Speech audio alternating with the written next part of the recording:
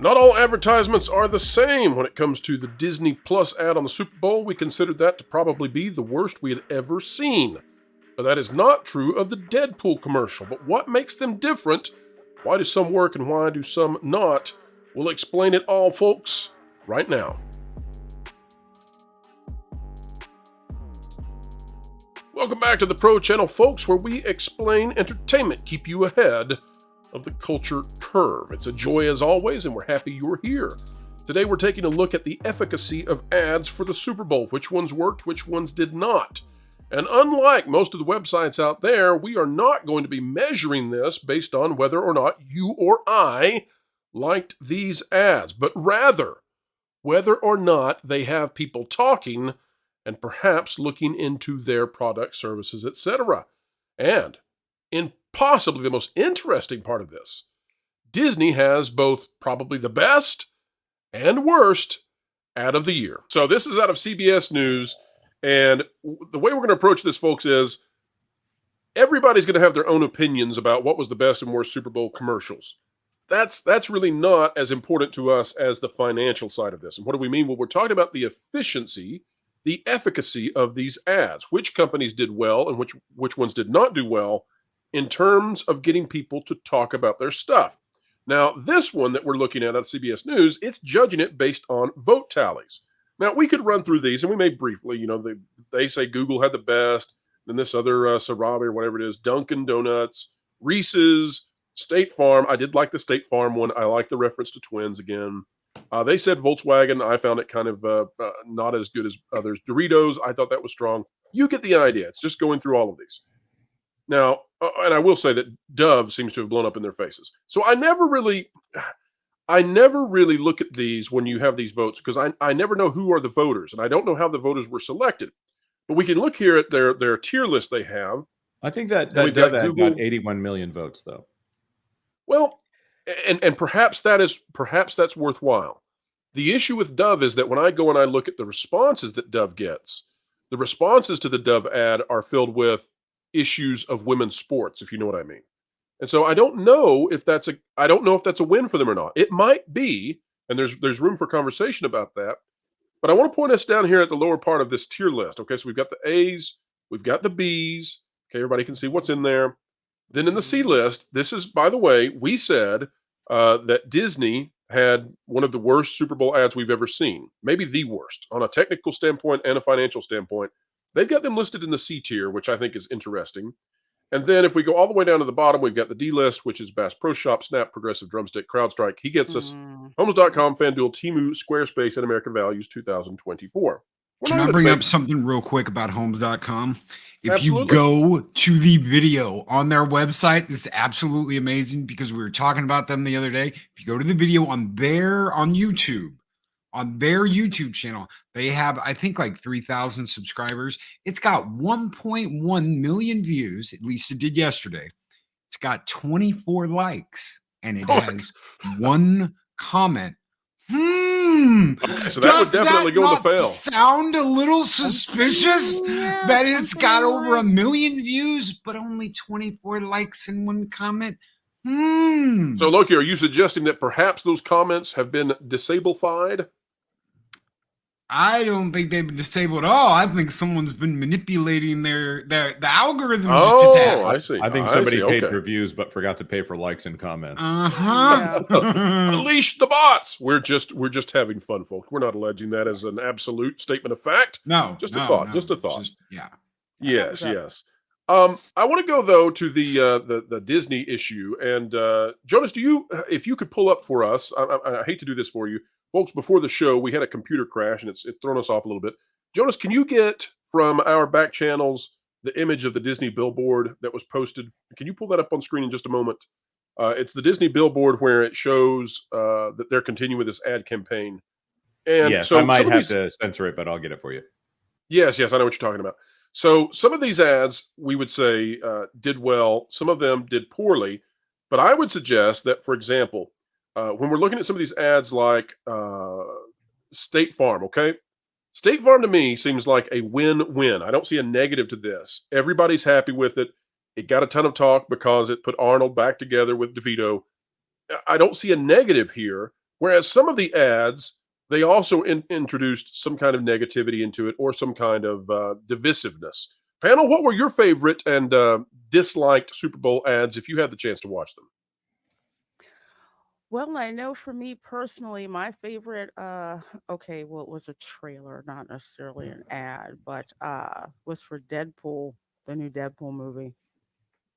Yes, and that we actually compared that to the Disney Plus ad, and the Deadpool trailer looks like it picked up over 100 million views across all of the different YouTube channels and viewership on the Super Bowl. So when you talk about return on investment, you pay $7 million for putting that trailer out there, and you get 100 million views back. That's fantastic.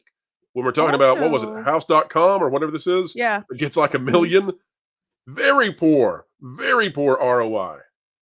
Interesting to add to that, Pro, because not only are they getting votes on YouTube, but look at the activity on Twitter when the trailers dropped. And not only that, but you had Ryan Reynolds, tweeting about it. You had Hugh Jackman with these comebacks, know, going on. So you have like this whole pinging that's going on in Twitter for that particular trailer. And I just like laughed my ass off because it was just so funny, at least to me, and it seems to a lot of people it was funny, as compared to, and you said the worst one, that would definitely be Disney.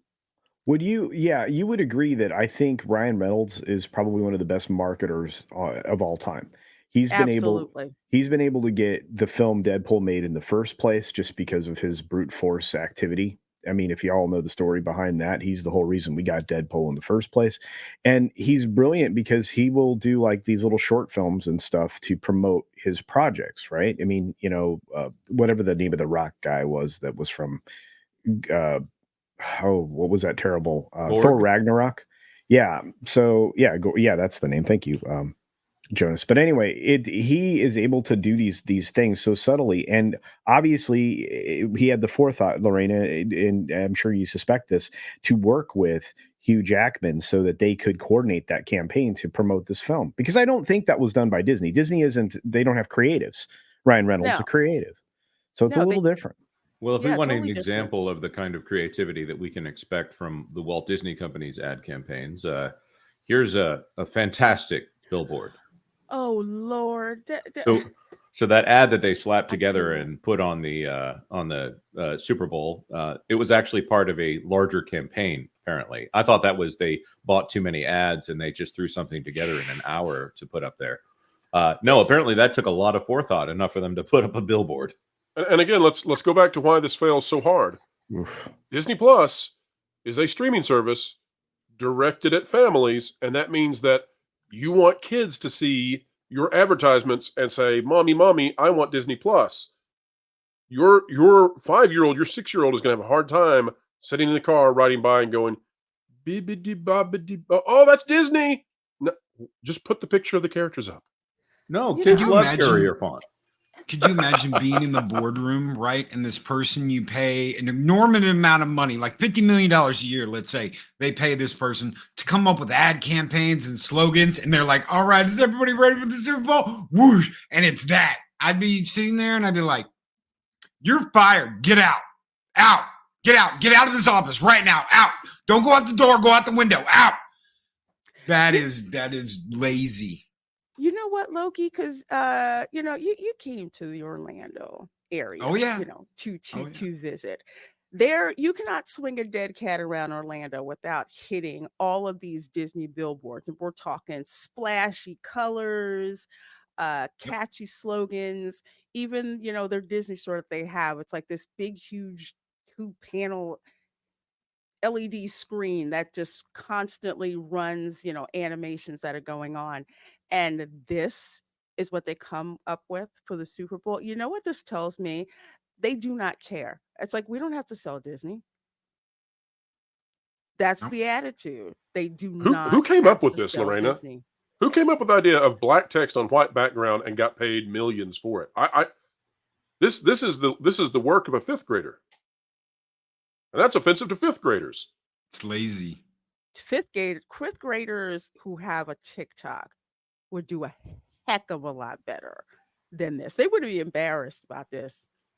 Don't even I mean, associate with compare me. this to the Chick-fil-A campaigns, right? The Chick-fil-A things where they'll pay to have the cows up there, and the cows put something like that's how you do a clever text billboard, right? That's a specifically more I text mean, I play. personally am kind of tired of the dyslexic cows myself, but yes, it was clever when they came up with it. This to me, this reminds me of The Office. Now I which know is who's a- been vandalizing the Chick-fil-A billboards, folks. Jonas will be appearing soon in the news.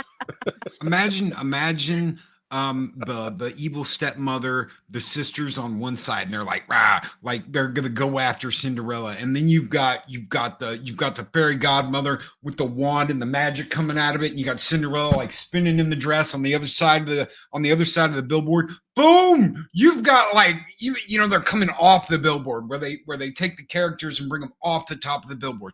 And you've got something that kids are gonna be like, the fairy godmother, not what that.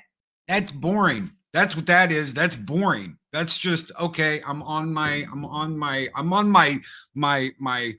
DOS spreadsheet from 1992, and I'm like bippity boppity boop, print on my stupid printer, on my old school printer with a dot matrix Dot printer. matrix? Dot Oh Yes. my gosh. So that's what that is. What year are we in? What I don't know what character it is Yeah. on the keyboard that's a solid block, but I remember putting those down on dot matrix printers just to drive somebody nuts. Oh my A full gosh. page of Oh. nothing but ink. Ah, those were the days. Or just Can I periods just- all the way across. So it just did. Those were the days. Those were the days. Right. My favorite was, of course, tearing off that feeder stuff on the edge. But that being said, looking at this is obviously an attempt at minimalism, but it's not evocative minimalism. It's just minimalism. Courier is not impressive. This doesn't look sleek. This doesn't look elegant. This does not evoke Cinderella. What they've essentially said is, here's a list of properties that we now hold the rights to. That you used to like before you disliked us. This entire campaign to me is just lazy, and as I've said in other places, that the most definitive line at the end is copyright 2024 Disney and its related entities. This is the dilution of the Disney brand. This is making them essentially on the same level as Embracer Group and Comcast and any other giant corporation that happens to hold the rights to a bunch of IPs. Disney itself is just a legal entity at this point to me. Well, Jonas, and- just to kind of add to that, just with it being minimal, it shows that there isn't that creativity and love for the property. Like I look at this and I think, how much cooler would it have been that you have a writer's room, but the writer's room are the Disney characters themselves, and you see the fairy godmother. What kind of catchphrase do I come up with? Oh, I know. I'll do this. Bibbity bobbity boo. Hey, I Mickey, love that. Minnie, what do you think it is? I like.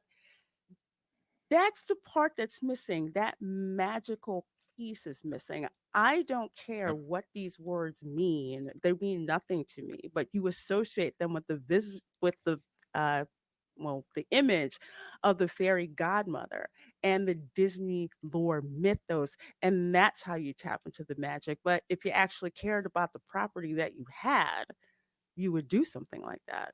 So let's do something fun here for a moment. Jonas, in the video we did on the commercial, because again, we think this is probably I think it's the worst Super Bowl commercial in history because it's just boring and it can be done in no time. You said that Super Bowl commercial, you could have done that in 1 hour, and you meant that. You really meant it. Are you about Jonas? to ask me to do this commercial while we're doing No. our version of it while the That would be a lot of live stream is fun, and going? I would love to put you on the spot that way. Slade would have the best day of his life. But Jonas, how long would it take you to make this billboard, sir? It's done. I just finished it. Cost cutting achieved. That's what this is about, in my estimation.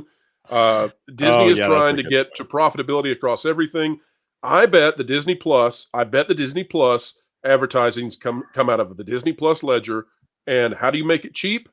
You don't pay for anything other than blank text on a white background. That that's how we make the investors happy, I suppose. Any thoughts on that before we wrap up? Yeah. You don't By have the to way, that was cost only cut. because I already had Photoshop open on my machine, of course. You don't have to cost cut if you're making quality stuff that people are buying and that people are invested in and that has characters that people love. You don't have to cost cut. If you've got shows people are watching, if you've got movies people are going to go see, if you've got the magic, everybody knows about the magic of Disney from the 70s, the 80s, and the 90s. That's all you need is that magic pack. But they don't have anybody that cares that's going to invest the time and dedication it does to make that stuff.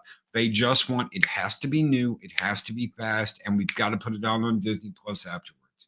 Okay, watch this, Loki. I'm going to beat that I haven't put any thought of this. I'm going to beat the advertising campaign in 10 seconds.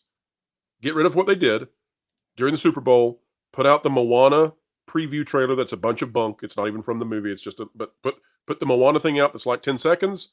Fade to dark blue.